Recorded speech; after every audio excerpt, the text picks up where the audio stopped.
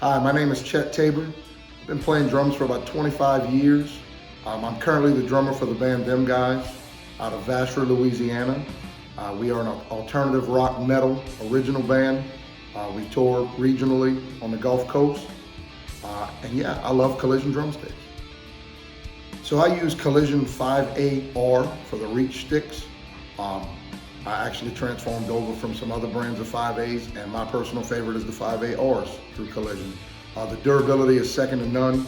They outlast every other stick I've used, probably 4 to 1, and they feel the best as far as for rolls and fills. It's got a real good feel in the pocket. Ultimately, 5ARs are my favorite. So my favorite thing about Collision drumsticks is that they're built to last. I can use them all the way to the last thread of wood, all the way at the bottom. They really outperform everything I've used prior. They feel real good. There's a real good grip. I find the shape of the stick is really good. Collision has some really good apparel as well. I really like my Collision hats and shirts, etc.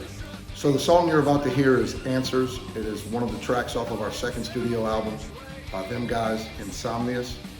This has been out for almost 2 years now. It's actually one of our more popular songs, and it's one of my personal favorites to play.